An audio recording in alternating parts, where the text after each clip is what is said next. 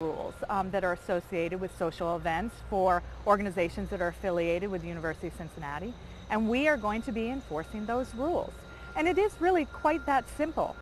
And that includes 21 fraternities and sororities. Old party rules are now going to be enforced in a whole new way. Good evening, everyone. There are rules for those off-campus parties, but many will tell you that they really have not been enforced in the past. UC officials say that's going to change starting this weekend.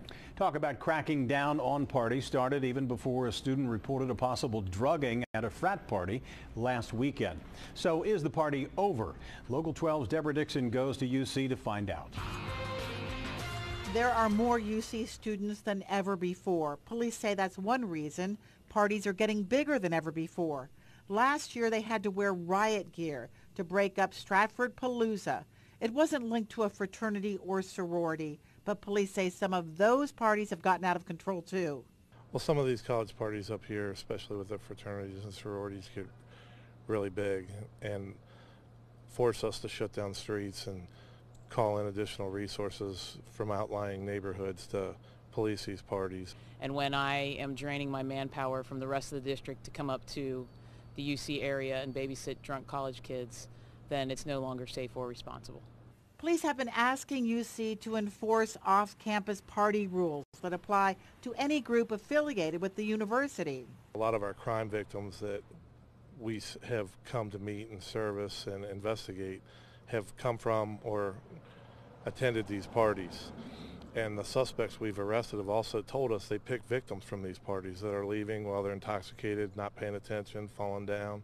Last Friday, a sorority member reported a possible drugging at a frat house. According to her report made to UC, she went to the hospital after she started foaming at the mouth and had no control over her limbs.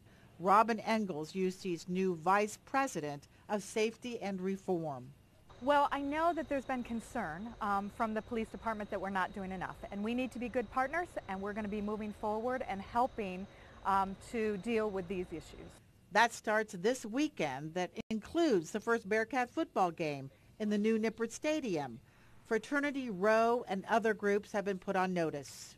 They've been sent a letter outlining again what the rules are, and they need to know that officials from Student Affairs will be riding with the University of Cincinnati Police Department, and they'll be going into parties and breaking them up if they're not participating by the rules.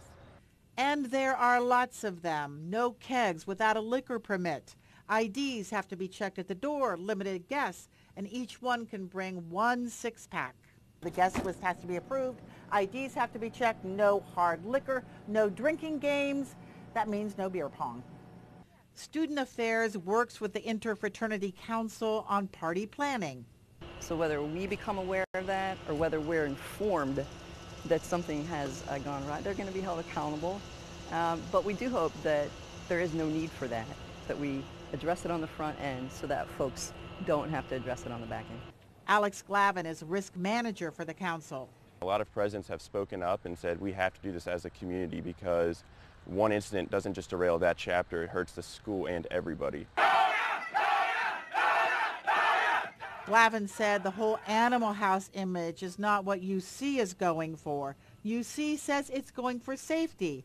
One sorority member thinks it's more than that. She says it's a good idea because it, quote, covers everybody's butts. That too. Deborah Dixon, Local 12 News. And if groups are caught violating the party rules, the university says they will be sanctioned.